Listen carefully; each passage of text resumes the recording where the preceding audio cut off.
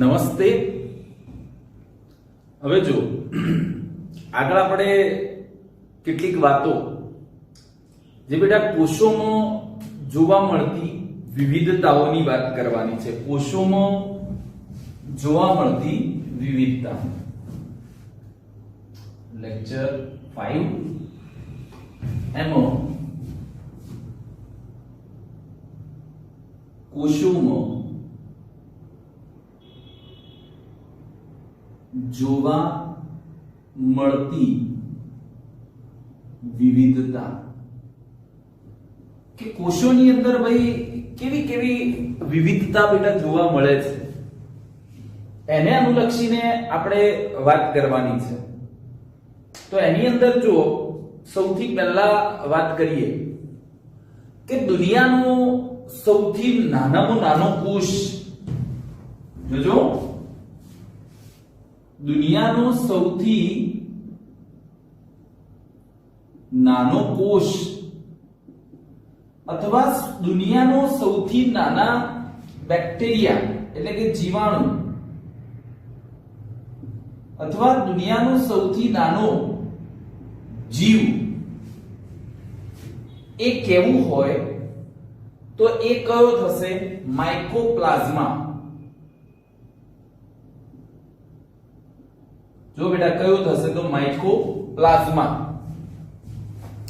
આ એક પ્રકારના બેક્ટેરિયા છે. એનું કદ કેવું હોય તો કેટલું થાય? 0.3 માઇક્રોમીટર.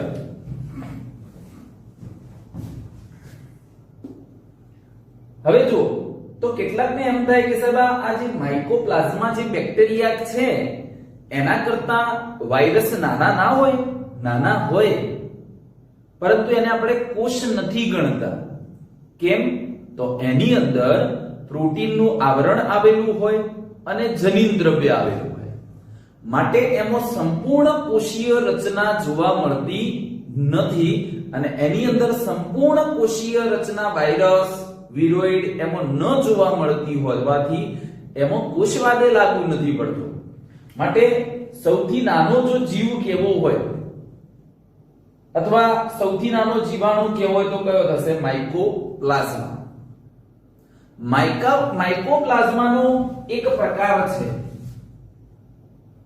જે પ્રકાર કયો હશે તો એમાં માઇકોપ્લાઝમા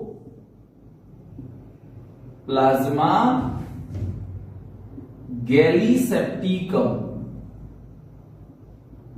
માઇકોપ્લાઝમાનો એક પ્રકાર છે જે કયો? માઇકોપ્લાઝમા ગેલિસેપ્ટિકમ. આ જે માઇકોપ્લાઝમા ગેલિસેપ્ટિકમ છે આનો જ એક પ્રકાર. આ માઇકોપ્લાઝમા ગેલિસેપ્ટિકમ એનું બીજું નામ શું થાય? તો એનું બેટા બીજું નામ થાય PPLO. હવે તમને થાય PPLO એટલે શું? તો એનો અર્થ શું થશે? પ્લુરો ન્યુમોનિયા લાઇક ઓર્ગેનિઝમ. આ જે માઇકોપ્લાઝમા ગેલિસેપ્ટિકમ છે એ આ એના સામાન્ય કદ કરતા પણ નાના હશે. એ કેટલા થશે? તો એમનું કદ કેટલું હશે બેટા? 0.1 માઇક્રોમીટર. જો આની કેટલીક વાતો ચેપ્ટર 2 માં આવશે તમારે, પણ હાલ કહી દઉં કે જે આ માઇકોપ્લાઝમા ગેલિસેપ્ટિકમ એટલે કે માઇકોપ્લાઝમા જે છે આ માઇકોપ્લાઝમાની ખાસિયતો કઈ ખાસિયત? તો સામાન્ય રીતે જેમ વનસ્પતિઓમાં કોષ દિવાલ જોવા મળે ને, બસ એવી જ રીતે બેક્ટેરિયાની અંદર પણ, જીવાણુની અંદર પણ શું જોવા મળે છે? કોષ દિવાલ જોવા મળે છે. પણ આ એક એવા જીવાણુ છે કે જેની અંદર કોષ દિવાલનો અભાવ હોય. આ એક બાબત. બીજા નંબરમાં આ કોષમાં બહુરૂપકતા જોવા મળે, એટલે કે આ બેક્ટેરિયા એનું સ્વરૂપમાં બદલાવ જોવા મળતો હોય. સ્પેસિફિક વધારે ડીપમાં તમારા ચેપ્ટર 2 માં આવશે. હાલ પૂરતું એટલું કહું છું કે એમાં શું જોવા મળે? બહુરૂપકતા જોવા મળે. ચલો એના પછી આગળ વાત કરીએ કે આ જે જીવાણુ કોષ છે, આ જીવાણુ કોષ એમાં બહુરૂપકતા તો જોવા મળે જ છે, સાથે સાથે આ બેક્ટેરિયા ઉપર, આ માઇકોપ્લાઝમા ઉપર પ્રતિજૈવિક દ્રવ્ય. હવે પ્રતિજૈવિક દ્રવ્ય એટલે કે શું? તો એન્ટીબાયોટિક્સ.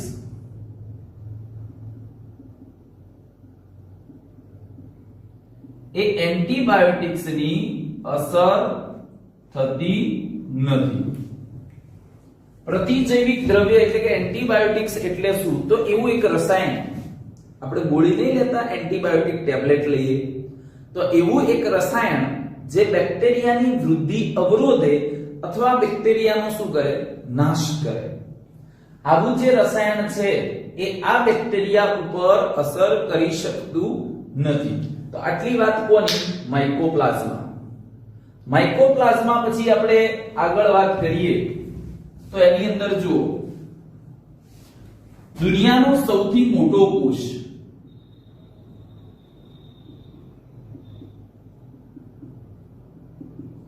જે શાહમૃગ જે પક્ષી આવે છે,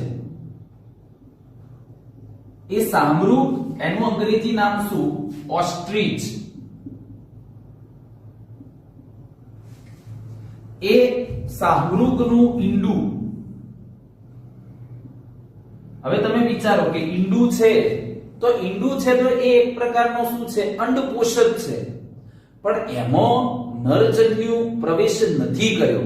એટલે એમસીક્યુ માટે બેટા યાદ રાખજો કે આ ઈંડું જે કેવો છે?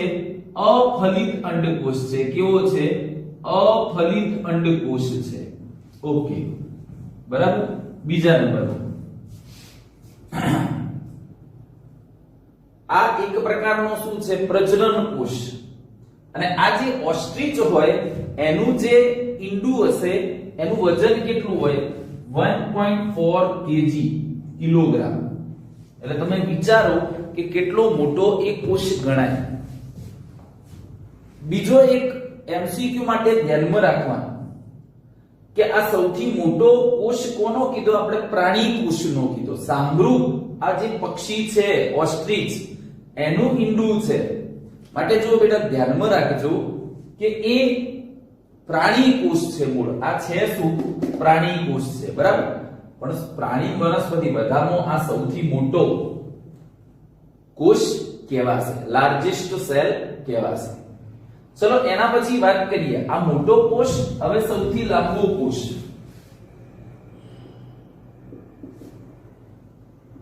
સૌથી લાંબો કોષ. તો સૌથી લાંબો કોષ કયો છે? ચેતાકોષ. એટલે જ કે બેટા શું થાય? Nerve cell. આ જે ચેતાકોષ હશે, જે ચેતાકોષ હશે, જે નર્વ સેલ હશે, આપણા શરીરમાં ચેતાતંત્ર રચે એનું જાળું બનેલું હોય જે સંવેદનાનું વહન કરાવે. ઘણીવાર ચેતાકોષ કેટલા લાંબા હોય? તો આપણા પગના અંગૂઠાથી લઈ અને કરોડરજ્જુ, કરોડ સ્તંભ સુધી પણ લંબાયેલા હોય. આખા પગ જેટલા લાંબા પણ ચેતાકોષ જોવા મળતા હોય. પણ બીજું એક ધ્યાનમાં રાખવાનું કે એમસીક્યુ માં પ્રાણી કોષ લખ્યું છે કે વનસ્પતિ કોષ લખ્યું છે? તમને પૂછ્યું શું છે ઓપ્શનમાંથી? વિકલ્પમાં પસંદ પ્રશ્નને આધારે કરવાનું. તમને એવું લખ્યું હોય કે સૌથી લાંબો આપેલમાંથી વનસ્પતિ કોષ કયો છે અને તમે ચેતાકોષ વિકલ્પ પસંદ કરો તો તમે ખોટા છો. કેમ? તો ચેતાકોષ એ તો શું છે? તો ચેતાકોષ એ તો પ્રાણી કોષ છે. બીજી એક વાત કોની કરી છે? માનવીના રક્તકણ,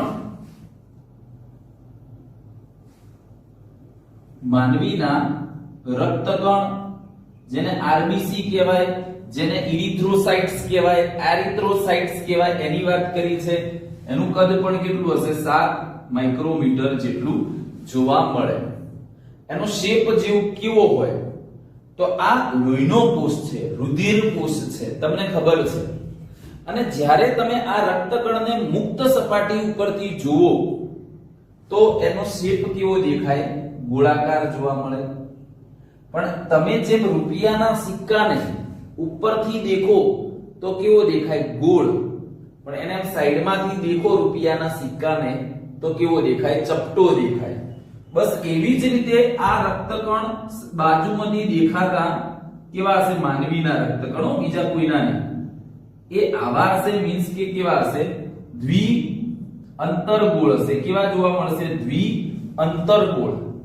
અથવા પેલું જે કસરત કરવામાં આવે ને, જેને શું કહેવાય? Dumbbell shape.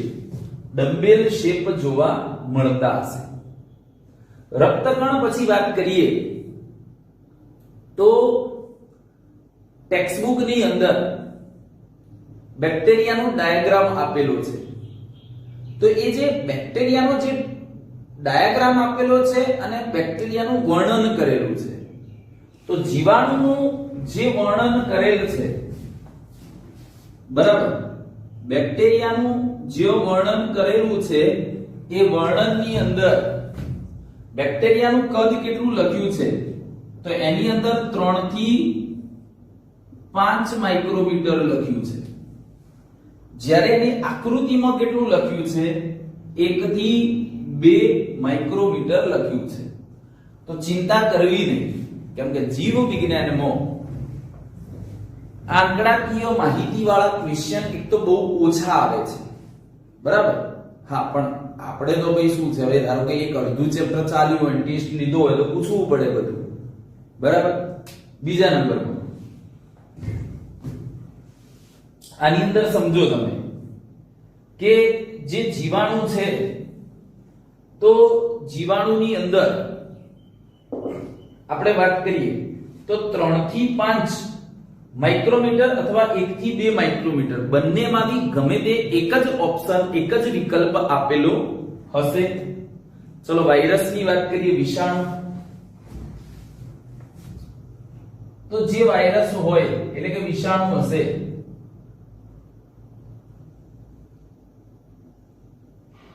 એ વાયરસ જેનું કદ કેટલું? 0.2 થી 0.02 માઇક્રોમીટર જેટલું આનું કદ જોવા મળતું હોય. કોનું? તો કે ભાઈ વાયરસનું જોવા મળતું હશે. પેલું વર્ણનમાં કયું છે? તો 3 થી 5 અને બુકમાં કયું છે? તો 1 થી 2 આપેલું છે. હવે જો બીજી એક વાત કરીએ, તમારા માટે નવો શબ્દ છે મધ્યપર્ણ પેશી. મધ્યપર્ણ પેશી. તો એમાં વાત કરીએ તો જે મધ્યપર્ણ પેશી એટલે શું? તો એની અંદર બેટા સમજો કે એમાં શું થાય. આ બધા આકૃતિ આધારિત એમસીક્યુ ની વાત કરું છું, એટલે ધ્યાનમાં રાખજો. ધારો કે આવું એક પર્ણ છે, તમે સમજો. ધારો કે આવું એક પર્ણ છે, આ એની ઉપરી અધિસ્તર, આ એનું કેવું? અધ અધિસ્તર. વચ્ચેની બાજુએ શું જોવા મળે છે? તો વચ્ચેની બાજુએ પર્ણની અંદર કોષો તો હોય જ. આ પર્ણનું કેવું કહેવાય? ઉપરી અધિસ્તર. નીચેનું શું કહેવાય? અધ અધિસ્તર. વચ્ચે શું આવેલી હોય? મધ્યપર્ણ પેશી આવેલી હશે, બરાબર. તો આ જે પર્ણ હશે, પર્ણની અંદર બેટા આવી મધ્યમાં જે કોષો આવેલા હશે, એ કોષોનો આકાર અંડાકાર અથવા કેવો હશે?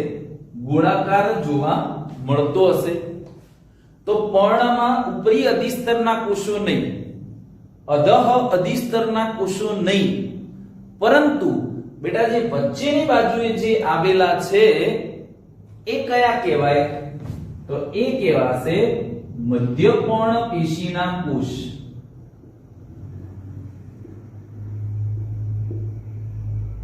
તો એની અંદર ભાઈ ખાસ ધ્યાન રાખવાનું કે કોષો કેવા હોય? ગોળ અથવા અંડાકાર હશે.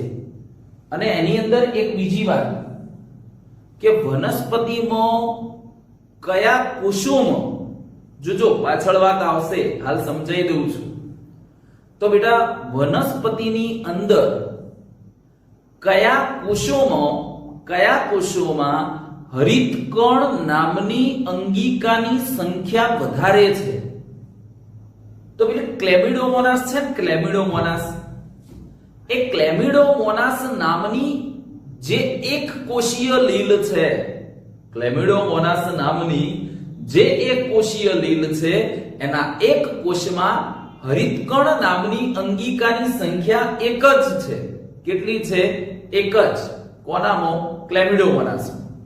પરંતુ આપણે વાત કરીએ કે જે બધી વનસ્પતિ હોય એના જે પર્ણો હોય, પર્ણોની અંદર આવેલી જે મધ્યપર્ણ પેશી હોય, એ મધ્યપર્ણ પેશીના કોષો એના એક કોષમાં, જોજો, વનસ્પતિના પર્ણો, એની મધ્યપર્ણ પેશી, એના કોષો, એના ખાલી એક કોષમાં, સમજો વાતને, બધા કોષો નહીં, એના એક જ કોષમાં હરિતકણની સંખ્યા કેટલી હશે? તો આવો એક જ કોષ હોય એની અંદર હરિતકણ, જેને આપણે કહીએ ક્લોરોપ્લાસ્ટ, આ ક્લોરોપ્લાસ્ટ અંગિકાની સંખ્યા 20 થી 30 જેટલી જોવા મળે.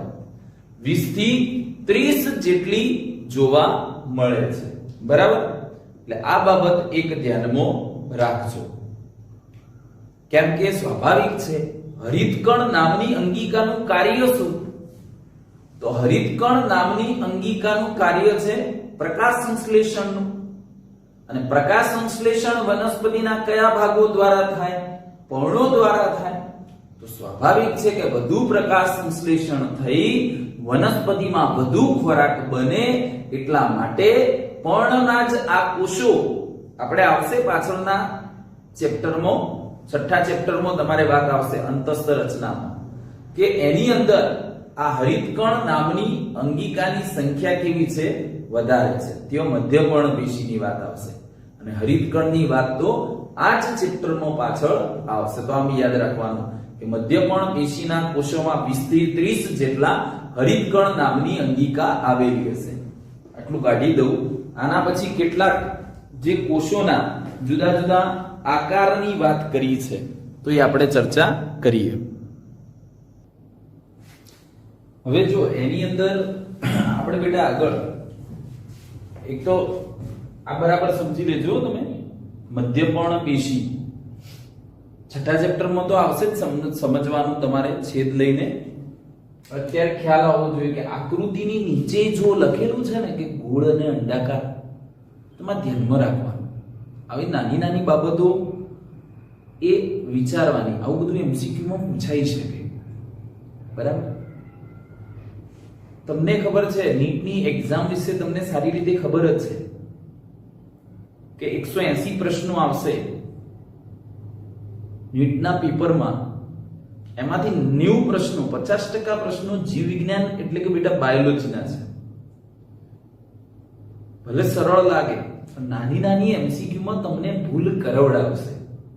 એટલે બધી ફોકસ કરવાનું. આકૃતિમાં શું લખ્યું છે, લખાણમાં શું છે, શું કહેવા માંગે છે, સમજ આધારિત શું છે, આ બધી બાબતો ધ્યાનમાં લેવાની. પાછું તમને ખબર જ છે ટેસ્ટ લેવાશે એટલે સારી રીતે કે એક ક્વેશ્ચન સાચો પડે 4 ગુણ, ખોટો પડે તો 1 માઈનસ થાય છે. બરાબર? એટલે એ બાબત ધ્યાનમાં રાખવાની કે ગમે તે એમસીક્યુ ટીક કરી દેશો વિકલ્પ તોય નહીં ચાલે. એટલે 5 માર્ક્સ જાય તમારા. બરાબર?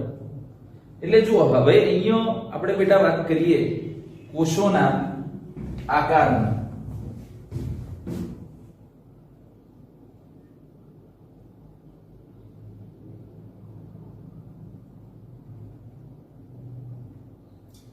તો સુકોષ કેન્દ્રી જે કોષો હોય, સુકોષ કેન્દ્રી કોષો, અંગ્રેજી શબ્દ યાદ રાખજો ભાઈ, યુકેરિયોટિક સેલ.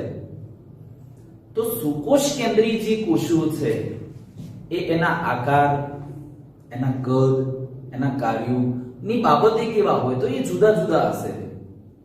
એમાં આકારની દ્રષ્ટિએ અત્યારે વાત કરીએ તો કોષોના આકારની અંદર એક વાત કરીએ, ચલો એક આકાર કેવો હોય તો બિંબાકાર. એમાં બિંબાકાર એટલે અંગ્રેજી બોલીશું તો ડિસ્ક લાઇક સ્ટ્રક્ચર જોવા મળે, આવો આકાર આવો શેપ એનો જોવા મળશે. કેટલાક કોષો જે હોય સુકોષ કેન્દ્રી એમાં ઘનાકાર આકાર જોવા મળે. આ રીતનો આકાર જોવા મળતો હોય જેમાં લંબાઈ, પહોળાઈ અને ઊંચાઈ ત્રણેય કેવી હોય? સરખી હોય. એમસીક્યુ માટે યાદ રાખજો, લંબાઈ, પહોળાઈ, ઊંચાઈ સમાન હોય એવા કોષો કયા? તો ઘનાકાર કોષો. ત્રીજા નંબરનો સ્તંભાકાર કોષો.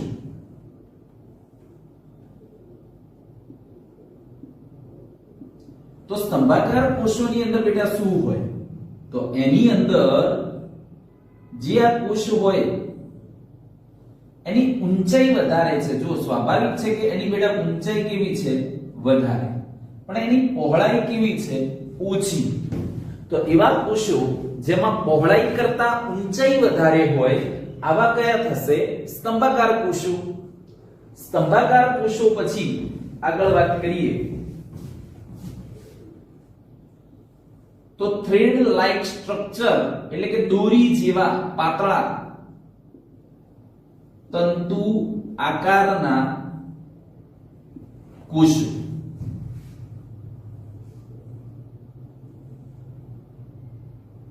આવા આકારના સળિયા જેવા જે કોષો હશે જે કેવા કહેવાશે? તો તંતુ આકારના કોષો કહેવાશે. અને એનાથી આગળ કેટલાક કોષો કેવા હશે? અનિયમિત આકારના. એટલે જ કે કેવા? એમીબોઇડ. એમીબોઇડ શેપ, અનિયમિત આકારના એટલે કેવા? તો આવા કોષો જોવા મળશે. આવા અમીબા જેવો આકાર જોવા મળતો. આવો આકાર તમે બુકમાં આકૃતિમાં જોશો ને તો બેટા કોનો દર્શાવ્યો છે? તો રુધિર કોષો ત્રણ પ્રકારના: રક્તકણ, શ્વેતકણ અને ત્રાકગણિકા. રક્તકણ માટે તો વાત કરી, એનો તો સપાટી પરથી જોતા, મુક્ત સપાટીથી જોતા ગોળ અને આમ કેવો હોય? દ્વિઅંતર ગોળ હોય. જ્યારે આ જે અનિયમિત આકારનો જે કોષ હશે, જે અમીબાનો જે કોષ હોય, તો આ જે અમીબાનો જે કોષ હશે એ કેવો? અનિયમિત આકારનો હોય. આવા જ કયા હશે? આ શ્વેત કણ. બોલાય કણ પણ એક્ચ્યુઅલમાં શું છે? કોષ છે. અથવા એને આપણે બેટા શું કહીએ? WBC. એક પ્રકારના રુધિર કોષો જેનો પણ કેવો આકાર જોવા મળે? તો બેટા અનિયમિત આકાર જોવા મળે.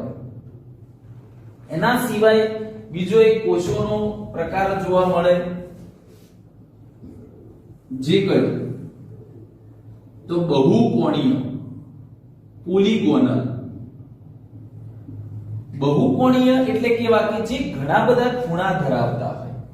આવા બેન્ઝીન જેવા આકારના જે કોષો હોય કે જેની અંદર બેટા ઘણા બધા ખૂણા આવેલા હોય, આવા બહુકોણીય કોષોનો આકાર પણ જોવા મળે. તો આ જુદા જુદા કોષોના આકારની વાત થઈ. હવે એના પછી જો એન્ટીબાયોટિક્સ જેને કહેવાય પ્રતિજૈવિક દ્રવ્યો, એ શું છે? એક પ્રકારનું રસાયણ છે જેનું કામ શું છે? તો એ બેક્ટેરિયાની વૃદ્ધિ અવરોધે અથવા એનો નાશ કરે. એક બાબત બરાબર. કેટલીક ફૂગમાંથી મેળવાતો હોય, આપણે આગળ ભણીશું, પેનિસિલિયમ નોટેટમ નામની ફૂગ હોય, પણ એ બધું હાલ નહીં યાદ રાખવાનું. બીજું એના સિવાય હવે વાત કોની કરવાની થશે? આપણે આદિ કોષ કેન્દ્રીય કોષની વાત કરવાની થશે. પણ એ પહેલા આપણે એક શ્વસનને અનુલક્ષીને થોડીક વાતો કરી લઈએ. શ્વસનને અનુલક્ષીને થોડીક વાતો આપણે કરી લઈએ. ચલો, થોડીક બેઝિક બાબતો એની અંદર ખાલી સમજી લો, કેમ કે વચ્ચે શબ્દ આવે તો તમને બરાબર ખ્યાલ આવે.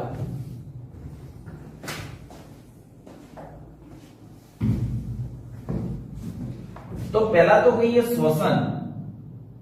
આપણે આખું ચેપ્ટર છે, અથવા કહેવાય કોષીય શોષણ. શ્વસન માટે અંગ્રેજી શબ્દ કયો વપરાય? તો રેસ્પિરેશન. જનરલી આપણે શ્વસન અને શ્વાસ ઉચ્છ્વાસ એટલે કે બ્રીધિંગ બંનેને એક કરી દઈએ છીએ. એક્ચ્યુઅલમાં બે અલગ શબ્દો છે. શ્વાસ ઉચ્છ્વાસ એટલે શું? આ શ્વાસ ઉચ્છ્વાસ, આ શ્વાસ ઉચ્છ્વાસ છે, જેને એક્ચ્યુઅલમાં બ્રીધિંગ કહેવાય. એ શ્વસન નથી. પણ આપણે આગળ સમજશું, આગળ ચેપ્ટર આવશે એટલે આપણે સમજીશું કે આપણા કોષોમાં શક્તિ મેળવવા માટે, ઉર્જા મેળવવા માટે, ઉર્જા મેળવી અને એમાંથી એટીપી બનાવવા માટે જે પ્રક્રિયા કરીએ છીએ એને શું કહેવાય? શ્વસન કહેવાય. હાલ પૂરતું આટલું જ, વધારે ડીપમાં જતા નથી. એની અંદર કેટલા બેટા? બે પ્રકાર પડે. નંબર 1 જારક શ્વસન, મીન્સ કે aerobic respiration, and second number અજારક શ્વસન. એટલે જ શું? તો એનએરોબિક રેસ્પિરેશન. હવે જારક શ્વસન અને અજારક શ્વસનમાં તફાવત શું? તો સમજો કે આપણા જે કોષો છે, આપણા કોષો એ O2 ની હાજરીમાં, ઓક્સિજનની પૂરતા પ્રમાણમાં હાજરીમાં જો શ્વસન કરે તો એને શું કહેવાય? જારક શ્વસન. અથવા તો O2 ની અપૂર્તિ અથવા ગેરહાજરીમાં થતું શ્વસન, જેને શું કહેવાય? અજારક શ્વસન, એનએરોબિક રેસ્પિરેશન તરીકે ઓળખાય. હાલ વધારે ડીપમાં આપણે જવાનું નથી, બરાબર? કરમિયું હોય આપણા આંતરડામાં, એમાં અજારક શ્વસન થાય. દહીંના બેક્ટેરિયા હોય એમાં અજારક શ્વસન થતું હોય. અને અહીંયા આ જારક શ્વસન થાય. જારક શ્વસનના ખાલી 3 તબક્કા સમજી લો. જો કણાપ સૂત્ર આપણે ભણીશું ને, આ શ્વસન સાથે, જારક શ્વસન સાથે સંકળાયેલી અંગિકા કઈ? તો કણાપ સૂત્ર. કણાપ સૂત્ર એને શક્તિનું પાવર હાઉસ કહેવાય. કેમ? તો એ કોષીય શ્વસન સાથે સંકળાયેલ છે માટે. યાદ રાખજો, પાછળ આવશે એટલે હું આ સમજાઈશ નહીં, સીધું બોલીશ બેટા. તો એની અંદર જો જારક શ્વસન એ O2 ની હાજરીમાં થાય. એ જારક શ્વસનના બેટા કેટલા તબક્કા? 3 તબક્કા. Number 1 glycolysis.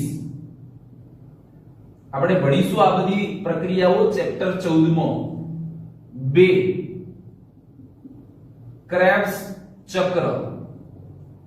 અને number 3 oxidative phosphorylation. Number 3 oxidative phosphorylation. તો આ 3 તબક્કા થયા, બરાબર?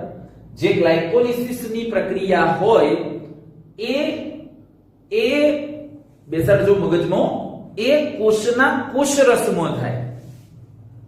અને જે બેટા કોષનું કોષરસ હોય એને કોષના આધારક તરીકે ઓળખાય. એને શું કહેવાય? કોષના આધારક તરીકે ઓળખાય.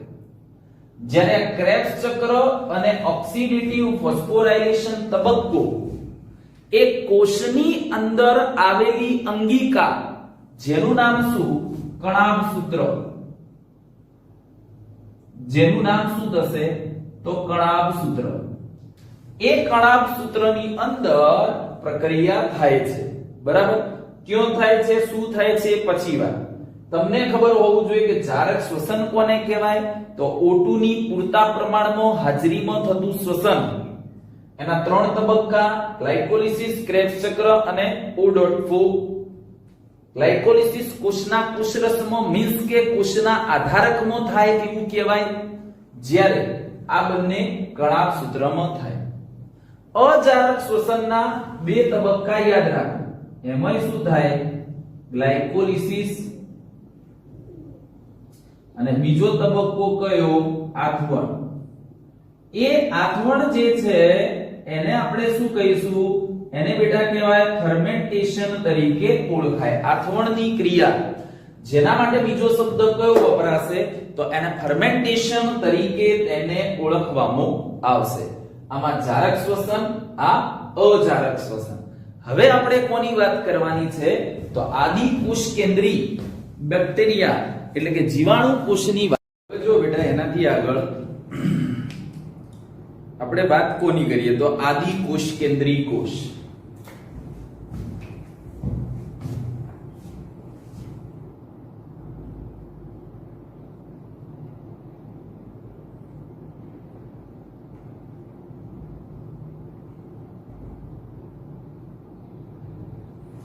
આદિ કોષ કેન્દ્રી કોષ જેને જ આપણે શું કહીએ તો આદિ કોષ કેન્દ્રી કોષ એટલે કે પ્રોકેરિયોટિક સેલ તરીકે ઓળખાય.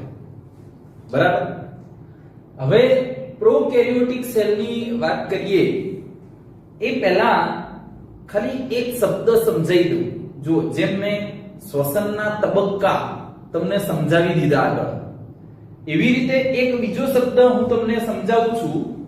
રંજક દ્રવ્ય કોને કહેવાય? રંજક દ્રવ્ય જેને અંગ્રેજીમાં કહેવાય બેટા શું કહેવાય તો પિગમેન્ટ. રંજક દ્રવ્ય એટલે શું તો દુનિયાનો એવો ઘટક, દુનિયાનો કોઈ પણ એવો ઘટક જે રંગ આપવા માટે જવાબદાર હોય એને જ કહેવાય રંજક દ્રવ્ય તરીકે ઓળખાય, પિગમેન્ટ તરીકે તેને ઓળખાય. ઉદાહરણ લઈએ, તમે ભણી ગયેલા છો એટલે એમાં એક્ઝામ્પલ લઈએ તો એમાં હરિત દ્રવ્ય જેને જ કહેવાય ક્લોરોફિલ. જો શબ્દ સમજજો, અહીંયા હરિત દ્રવ્ય છે. હરિત કણ અલગ શબ્દ, હરિત કણ એ અલગ શબ્દ છે. એ આખી અંગિકા છે. કોષની અંદર આવેલી બેટા એ શું છે? એ અંગિકા છે. કોણ? હરિત કણ. અને આ શું છે? હરિત દ્રવ્ય એ હરિત કણની અંદર આવેલું હોય એને ક્લોરોફિલ કહેવાય. ક્લોરોપ્લાસ્ટ અલગ. ક્લોરોપ્લાસ્ટ એટલે શું તો ક્લોરોપ્લાસ્ટ એટલે કે શું થશે? હરિત કણ એ કોષની અંગિકા છે જે માત્ર અને માત્ર પ્રકાશ સંશ્લેષી વનસ્પતિ કોષોમાં આવેલું હોય. હરિત દ્રવ્યનું કામ શું છે તો હરિત દ્રવ્ય એ શું કામ કરે બેટા તો એ વનસ્પતિના ભાગોને શું કામ કરશે? લીલો રંગ આપે. વનસ્પતિઓમાં લીલો રંગ આપવા માટે કયો જવાબદાર ઘટક છે તો આ હરિત દ્રવ્યો એ એના માટે જવાબદાર છે. અને એ લીલો રંગ આપે છે હરિત દ્રવ્ય એટલે એ હરિત દ્રવ્યને રંજક દ્રવ્યો કહેવાય. સાથે સાથે વનસ્પતિઓ પોતાનો ખોરાક બનાવવા માટે એક પ્રક્રિયા કરે છે. કઈ? પ્રકાશ સંશ્લેષણની પ્રક્રિયા કરે છે.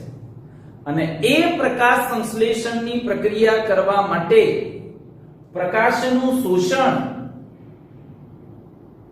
એ આ હરિત દ્રવ્ય દ્વારા થાય.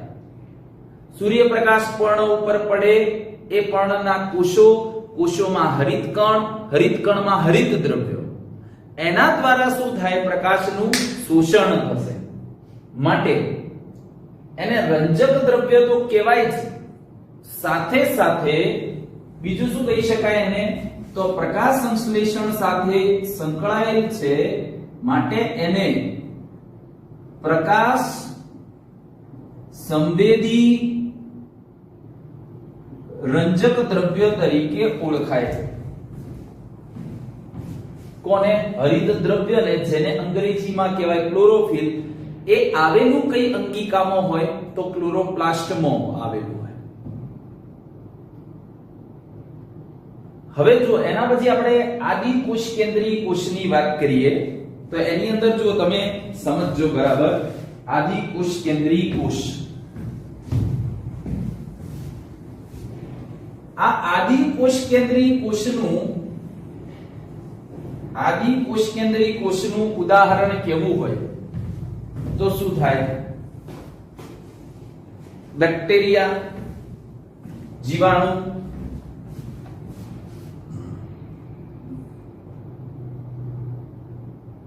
શું થાય? જીવાણુ, જેને આપણે અંગ્રેજીમાં શું કહીએ? બેક્ટેરિયા. અને આ બેક્ટેરિયાના ઉદાહરણ કયા? તો એક તો એવો બેક્ટેરિયા જે અપવાદરૂપ છે કે જેમાં કોષ દિવાલ નથી આવેલી, દુનિયાનો સૌથી નાનામાં નાનો એ બેક્ટેરિયા છે, જે કયો? PPLO, પ્લુરોન્યુમોનિયા લાઇક ઓર્ગેનિઝમ, જેને કહેવાય માઇકોપ્લાઝ્મા, જેમાં કોષ દિવાલની શું છે? ગેરહાજરી.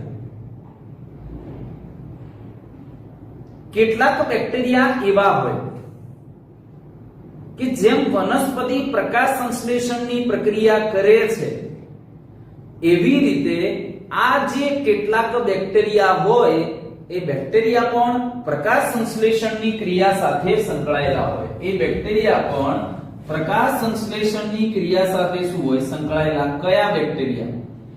આ પ્રકાશ સંશ્લેષી બેક્ટેરિયા, જે પ્રકાશ સંશ્લેષણની પ્રક્રિયા કરી અને પોતાનો ખોરાક પોતાની જાતે બનાવે છે. આને બીજું કેવું હોય તો શું કહી શકાય? સાયનો બેક્ટેરિયા. આને જ શું કહી શકાય? નીલ, હરિત, લીલ. આને શું કહી શકાય? Blue, green, algae. ચલો, બ્લુ નો બી, ગ્રીન નો જી, આલ્ગી નો એ. એને જ શોર્ટમાં શું કહી શકાય? BGA. તો કોઈ પણ શબ્દ હોય, વસ્તુ એકની એક શું કહેવાશે? પ્રકાશ સંશ્લેષી બેક્ટેરિયા. એને સાયનોબેક્ટેરિયા કહેવાય, એને નીલહરિત લીલ પણ કહેવાય, એને બ્લુ ગ્રીન આલ્ગી પણ કહેવાય, એને BGA કહેવાય. આની ડિટેલ બાબત તમારે બીજા ચેપ્ટરમાં આવશે. હવે જો તમને ખબર છે આ આદિ કોષ કેન્દ્રીય કોષ છે, અને જે સુકોષ કેન્દ્રીય કોષો હોય એની અંદર જ પટલ ધરાવતી પટલમય અંગિકાઓ આવેલી હોય. આ આદિ કોષ કેન્દ્રીય કોષની અંદર એવી કોઈ પટલમય અંગિકાઓ, પટલ ધરાવતી અંગિકાઓ આવેલી હોતી નથી. તો અહીંયા જે સુકોષ કેન્દ્રીય કોષ હોય, યુકેરિયોટિક સેલ હોય, એ યુકેરિયોટિક કોષની અંદર પ્રકાશ સંશ્લેષણની પ્રક્રિયા માટે હરિતકણ નામની અંગિકા આવેલી હશે. જ્યારે આની અંદર જીવાણુ કોષ, જે કેટલાક બેક્ટેરિયા જે પ્રકાશ સંશ્લેષી હોય, એમાં આવી કોઈ અંગિકા નથી હોતી. એની અંદર પ્રકાશ સંશ્લેષણ કરવા માટે એક રચના બેટા આવેલી હોય છે. કઈ? ક્રોમેટોફોર. એક રચના આવેલી હોય, કઈ? ક્રોમેટોફોર. કેવી રીતે નિર્માણ પામે, શું પામે, એ પછી વાત. આ પ્રકાશ સંશ્લેષી બેક્ટેરિયા છે અને એ પાણીમાં રહેતા હોય માટે કેવા છે? જલીય. અને આવા પ્રકાશ સંશ્લેષી બેક્ટેરિયાની અંદર જ આ ક્રોમેટોફોર રચના જોવા મળે. ચલો, અહીંયા આપણે એક બેક્ટેરિયા દર્શાવીએ. અહીંયા આપણે એક બેક્ટેરિયા દર્શાવીએ. તો સૌથી પહેલા બેક્ટેરિયા હોય એટલે કે આદિ કોષ કેન્દ્રીય હોય કે પછી બેટા સુકોષ કેન્દ્રીય હોય, એ કોઈ પણની અંદર સૌથી અંદરની બાજુએ આવેલું આવરણ, સૌથી અંદરની બાજુએ આવેલું આવરણ જે કયું હોય કોષરસ પટલ. સૌથી અંદરની બાજુએ આવેલું આવરણ કયું હશે કોષરસ પટલ. તો અહીંયા જુઓ બેક્ટેરિયાનો કોષ આપણે એકદમ સિમ્પલ સરળ આકૃતિ એની દર્શાવીએ છીએ બરાબર. તેમાં સૌથી અંદરની બાજુએ આ કોષરસ પટલ દર્શાય. બીજી એક બાબત એમસીક્યુ માટે બેટા તમે યાદ રાખો, સુકોષ કેન્દ્રીય કોષ હોય કે આદિકોષ કેન્દ્રીય કોષ હોય. જો અહીંયા હું દર્શાવી દઉં છું કોષરસ પટલ.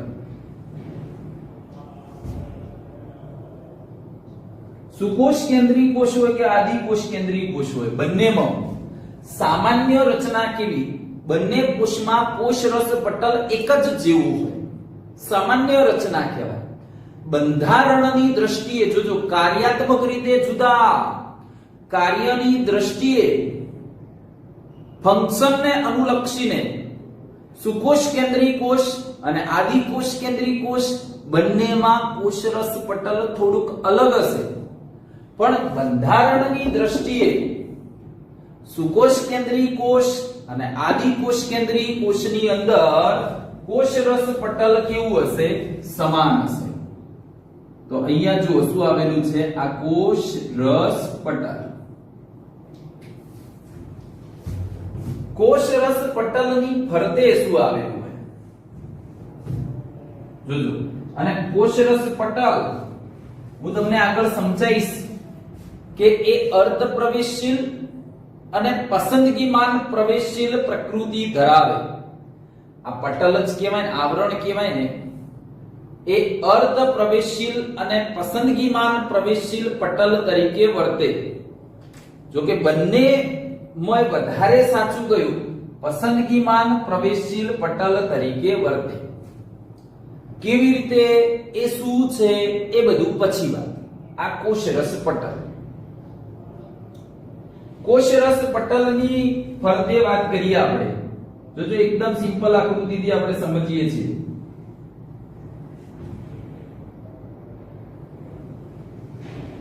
તો કોષરસ પટલની ફરતે આવેલું શું હોય? કોષ દિવાલ આવેલું. એની ફરતે બેટા શું આવેલું હશે? તો આ શું આવેલું હોય? કોષ દિવાલ આવેલી હોય.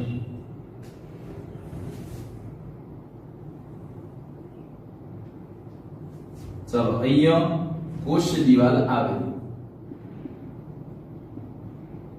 સેલ 1.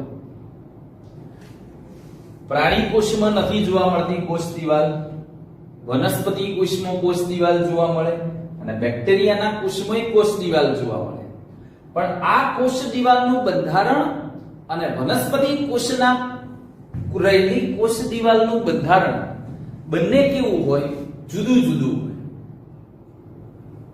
આ જે કોષ દિવાલ છે આપણે આગળ વાત કરીશું, પ્રોટીન, લિપિડ અને કાર્બોદિતની ભેગી થઈને બનેલી હોય.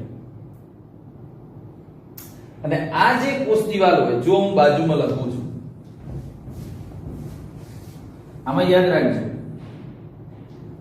સરળ રીતે દર્શાવશું. સુ એટલે કે સુકોષ કેન્દ્રીય કોષ અને આ એટલે કે આદિકોષ કેન્દ્રીય કોષ. બંનેમાં બંધારણ ની દ્રષ્ટિએ સમાન, બંધારણની દ્રષ્ટિએ કેવા છે? સમાન છે. કોણ? આ કોષરસ પટલ અને સામાન્ય રચના. આ યાદ રાખજો એમસીક્યુ માટે, બંધારણની દ્રષ્ટિએ સમાન છે. કાર્યની દ્રષ્ટિએ થોડો ફરક પડશે. આ જે કોષ દિવાલ છે એ કોષ દિવાલ બેટા કોની બનેલી હોય? તો એમાં કાર્બોદિત, પ્રોટીન વત્તા લિપિડ.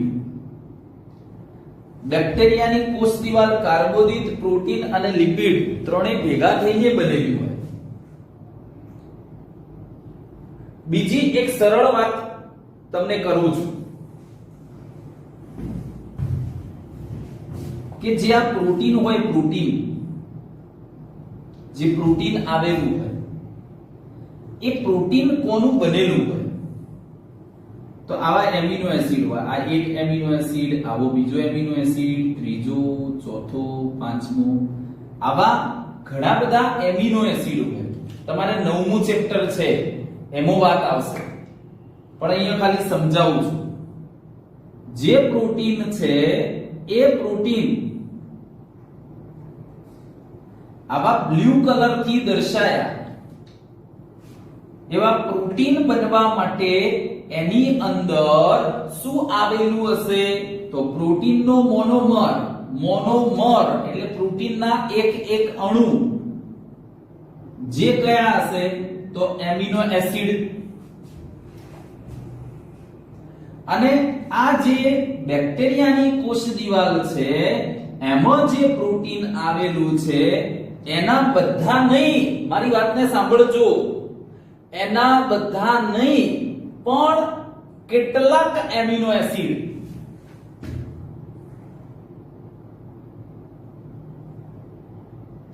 કેટલાક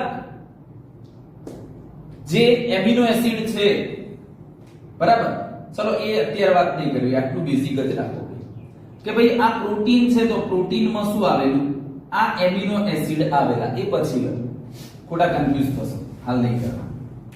તો પ્રોટીનનો મોનોમર કોણ છે? એમિનો એસિડ છે, બરાબર? લિપિડમાં શું હશે એ પછી વાત. કાર્બોદિત છે તો કાર્બોદિતમાં બેટા શું આવેલું હશે? તો એની અંદર શર્કરાઓ આવેલી હશે. આવી રીતે શું આવેલી હોય?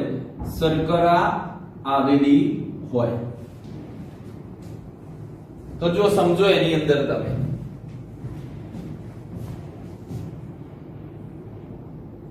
ખાલી આટલું યાદ રાખો કે કોષ દિવાલ શાની બનેલી છે? કાર્બોદિત, પ્રોટીન અને લિપિડની બનેલી છે. બસ પેલી વાત તમારે નહીં યાદ રાખવી, યાર વધારે ડીપમાં પછી વાત. કોષરસ પટલ, સુકોષ કેન્દ્રી, આદિ કોષ કેન્દ્રીમાં સમાન. આપણે પેલા કોષીય આવરણોની વાત કરીએ અને કોષ દિવાલની પણ ફરતે પણ કયું આવરણ આવેલું હોય? તો કોષ દિવાલની ફરતે આવું એક બેટા આવરણ આવેલું હશે.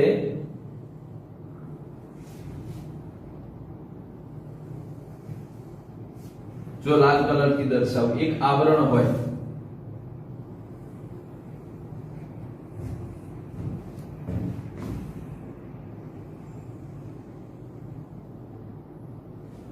એ શાનું બનેલું આવરણ હોય? તો એ ગ્લાયકોકેલિક્સ નું બનેલું આવરણ હોય. જો આ રેડ કલર થી બેટા દર્શાવી, એ કોનું બનેલું આવરણ છે?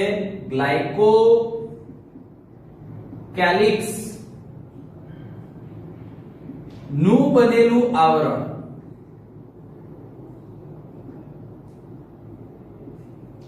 હવે જે આ ગ્લાયકોકેલિક્સ નું બનેલું જે આવરણ છે એ જુદા જુદા બેક્ટેરિયામાં જુદું જુદું હોય. ગ્લાયકોકેલિક્સ નું બનેલું જે આવરણ હશે એ આવરણ એ જુદા જુદા બેક્ટેરિયામાં બંધારણની દ્રષ્ટિએ, જોજો બંધારણની દ્રષ્ટિએ કેવું હશે? જુદું જુદું હશે. કેટલાક બેક્ટેરિયાની અંદર આ જે ગ્લાયકોકેલિક્સ નું બનેલું આવરણ હશે એ આવરણ કેવું હોય? એ આવરણ કેવું હોય? સખત હોય, મજબૂત હોય. પેલા હેન્ડ રિટન પીડીએફ માં લખેલું જ હશે, તમે જોઈ લેજો. સખત હોય, મજબૂત હોય. તો એ આવરણને આપણે શું કહીએ છીએ?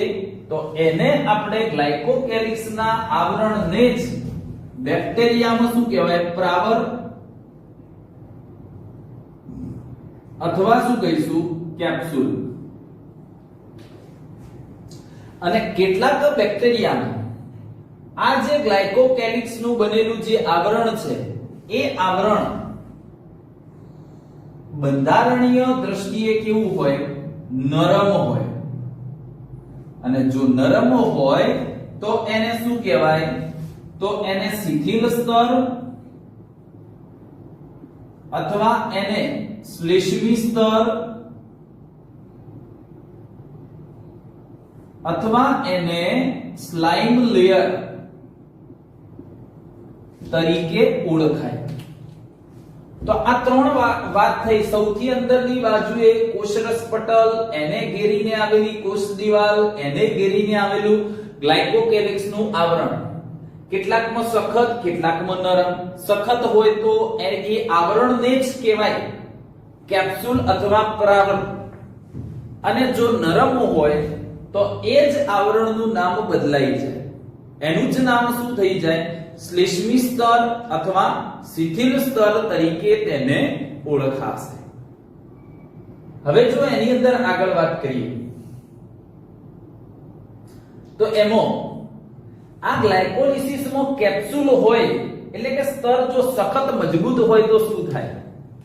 તો વાયરસ જેવા જે સજીવો છે, વિષાણુ કહીએ, અત્યારે કોરોના વાયરસ, એવા એના સિવાય પણ બીજા કેટલાય પ્રકારના વાયરસ હોય. તો આવા જે વાયરસ જેવા સજીવો છે એમની સામે એ રક્ષણ આપે પ્રાવર હોય તો. અને ફેગોસાઇટ્સ, ફેગોસાઇટ્સ એટલે શું? ભક્ષક કોષો. ભક્ષક કોષો એટલે શું? તો જે આ બેક્ટેરિયાને ખાવા માટે, ભક્ષણ કરવા માટે જે સજીવો આવતા હોય એની સામે પણ આ ગ્લાયકોકેલિક્સ નું સખત બનેલું આવરણ રક્ષણ આપે. તો વાયરસ અને ફેગોસાઇટ્સ સામે રક્ષણ આપે. જ્યારે આ બેક્ટેરિયાને આંતરડાની અંદર કોઈ જગ્યાએ ચોંટવું હોય, કોઈ બીજા ભાગમાં ચોંટવું હોય, કોઈ યજમાન સાથે ચોંટવું હોય તો એ ચોંટવા માટે કોણ મદદ કરે? તો એ મદદ કોણ કરશે? આ શિથિલ સ્તર મદદ કરે. જેમાં આવું નરમ આવરણ હશે એ ચોંટવામાં શું કરશે? મદદ કરશે. ચલો, આ કોષીય આવરણની વાત આટલા સુધી થઈ. હવે જો બીજી બાબત, આ કોષરસ પટલમાંથી કઈ રચનાઓ નિર્માણ પામતી હોય તો અહીંયા જો એ સમજજો. જે આ કોષરસ પટલ છે બેક્ટેરિયાની અંદર, જો અહીંયા રેડ કલર થી લઈ લો એટલે ખ્યાલ આવે બરાબર. આ જે કોષરસ પટલ છે એ બેક્ટેરિયાની અંદર આવું અંતર્વલિત થઈ, અંદરની તરફ વળી અને આવી રચના બનાવે. આ જે રચના બની, કોષરસ પટલ લંબાઈ વિસ્તર્યું, વિસ્તરણ પામી અને અંદરની તરફ વળી જે રચના બનાવી એને શું કહેવાય? મેસોઝોમ્સ. એને શું કહેવાય? મેસોઝોમ્સ તરીકે ઓળખાય. શું કહીશું આને? મેસોઝોમ્સ.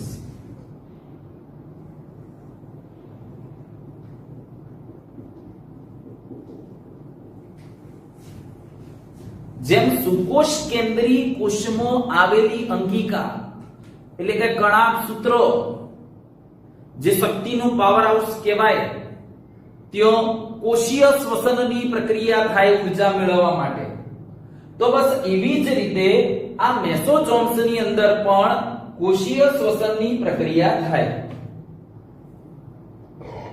તમને ખબર છે કે જે જારક શ્વસન હતું એના બેટા 3 તબક્કા હતા: ગ્લાયકોલિસિસ, ક્રેબ્સ ચક્ર અને ઓક્સિડેટિવ ફોસ્ફોરાયલેશન. તો જારક શ્વસનનો બીજો અને ત્રીજો તબક્કો એટલે કે ક્રેબ્સ ચક્ર અને ઓક્સિડેટિવ ફોસ્ફોરાયલેશન, એ ક્રેબ્સ ચક્ર અને ઓક્સિડેટિવ ફોસ્ફોરાયલેશન તબક્કો થવાનું સ્થાન કયું? તો મેસોઝોમ્સ. તો જુઓ અહીંયા આગળ, કેમ કે એના માટેના જરૂરી ઉત્સેચકો ધરાવે ક્રેબ્સ ચક્ર અને ઓક્સિડેટિવ ફોસ્ફોરાયલેશન જારક શોષણનો બીજો તબક્કો અને ત્રીજો તબક્કો એ થવાનું સ્થાન કયું? તો મેસોઝોમ્સ. કેમ? તો એના માટેના જરૂરી ઉત્સેચકો ધરાવે છે. એ સિવાય પણ કેટલાક કાર્યો છે, પછી સમજાવું છું. ઓકે, હવે જો જે પ્રકાશ સંશ્લેષી બેક્ટેરિયા હોય, એ પ્રકાશ સંશ્લેષી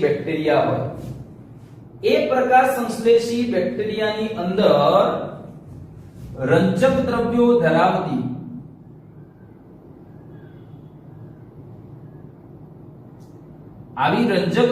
ધરાવતી એક રચના આવેલ હોય, એ પણ કોષરસ પટલમાંથી જ બનેલી હશે.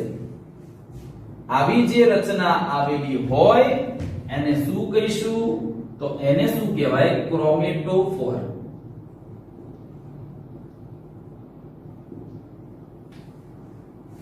પણ એ બધા બેક્ટેરિયામાં ના હોય, માત્ર અને માત્ર પ્રકાશ સંશ્લેષી બેક્ટેરિયામાં જ જોવા મળે છે. બીજું, ખોરાક સંગ્રહી કણો આવેલા હોય, ઇન્ક્લુઝન બોડીઝ આપણે કહીએ, બરાબર? ખોરાકનો સંગ્રહ કરતી આવી શું આવેલી હોય? રચનાઓ આવેલી હોય, ઇન્ક્લુઝન બોડીઝ એને કહેવાય.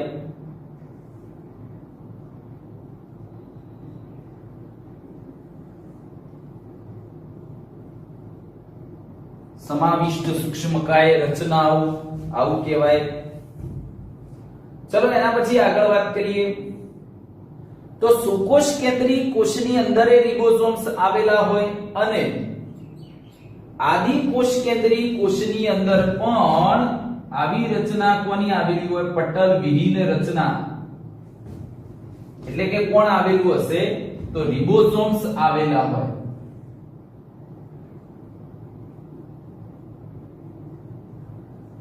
કોણ આવેલું હશે? રિબોસોમ્સ આવેલા જોવા મળે. એના પછી બેક્ટેરિયાની અંદર ડીએનએ આવેલું હોય. જોજો આ ભાગો સમજી લેજો, પછી ભાગો હું નહીં સમજાવું, પછી સીધું બોલીશ. તો બેક્ટેરિયાની અંદર આવું રંગસૂત્રીય ડીએનએ આવેલું હોય અને કોષના કોષરસની અંદર આવું નગ્ન પડ્યું હોય, ખુલ્લું પડ્યું હોય. આને શું કહેવાય? રંગસૂત્રીય ડીએનએ અથવા ક્રોમોસોમલ ડીએનએ તરીકે ઓળખાય. જોજો સાંભળજો, લખતો નથી. ક્રોમોસોમલ ડીએનએ કેમ કે ક્રોમોસોમ એટલે જ કે રંગસૂત્ર, અથવા એને રંગસૂત્રીય ડીએનએ કહેવાય. પણ તમે અહીંયા ફરક સમજો કે સુકોષ કેન્દ્રી કોષની અંદર કોષ કેન્દ્ર, જોજો આદિ કોષ કેન્દ્રી કોષની નહીં વાત કરતો હું. કોની વાત કરું છું? સુકોષ કેન્દ્રી કોષની. તો સુકોષ કેન્દ્રી કોષની અંદર જે ડીએનએ હોય એ કોષ કેન્દ્રની અંદર રંગસૂત્રમાં આવેલું હોય. અહીંયા આદિ કોષ કેન્દ્રી કોષમાં કોઈ જ રંગસૂત્રો આવેલા નથી. ડીએનએ આયોજનબદ્ધ રીતે ગોઠવાયેલું નથી. ડીએનએ કોષ રસની અંદર નગ્ન પડ્યું છે, ખુલ્લું પડ્યું છે, કોઈનાથી ઘેરાયેલું નથી, અનાવૃત છે. માટે આવું હોય એટલે તો આ કોષને આપણે શું કહીએ? આદિ કોષ કેન્દ્રી કોષ તરીકે ઓળખાય. તો ચલો અહીંયા હું લખી કાઢું. રંગસૂત્રીય ડીએનએ.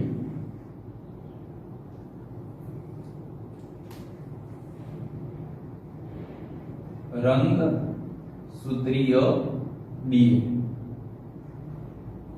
એને કેવું હોય તો નોટ્સમાં લખેલું છે, જોઈ લેજો. ક્રોમોસોમલ ડીએનએ કહેવાય. અને આ રંગસૂત્રીય ડીએનએ ની અંદર હિસ્ટોન પ્રોટીન ગેરહાજર હોય. એકચ્યુઅલમાં બેક્ટેરિયાની અંદર બેટા કોઈ રંગસૂત્રો હોતા જ નથી. બેક્ટેરિયાની અંદર કોઈ રંગસૂત્રો નહીં હોતા, પણ બુકમાં આપ્યું છે માટે યાદ રાખીશું. એકાકી રંગસૂત્ર ધરાવે એવું કહેવાય. એકાકી રંગસૂત્ર ધરાવે છે એવું બોલીશું.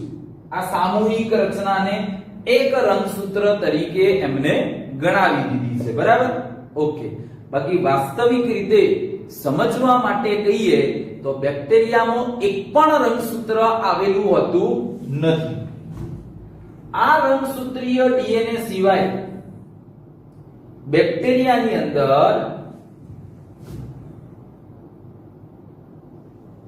વધારાનું આવું એક ડીએનએ આવેલું છે. આ જે વધારાનું ડીએનએ આવેલું હોય, વધારાનું આવું જે ડીએનએ આવેલું હોય એને શું કહેવાય? પ્લાઝમિડ. પ્લાઝમિડમાં ખરેખર શું હોય? ડીએનએ ની બે જ શૃંખલા હોય. આ જુઓ, ડીએનએ ની એક શૃંખલા અને આ ડીએનએ ની બે શૃંખલા. આમ પ્લાઝમિડમાં ડીએનએ ની કેટલી હોય? બે શૃંખલા. એ પ્લાઝમિડને કેટલીક જગ્યાએ વલયાકાર ડીએનએ બોલાય છે, એને સર્ક્યુલર ડીએનએ કહેવાય. એમાં ડીએનએ ની બે શૃંખલા આવેલી હોય. રંગસૂત્રીય ડીએનએ સિવાયનું ડીએનએ આ પ્લાઝમિડ ડીએનએ કહેવાય. ચલો એના પછી બીજી વાત કરીએ. તો આટલી વાતો આની અંદર થઈ ગઈ. આ થોડીક વાતો કઈ કાઢી નાખું આવડે. આ કોષીય સ્તર, આ કોષરસીય પ્રદેશમાં આવેલા ભાગો.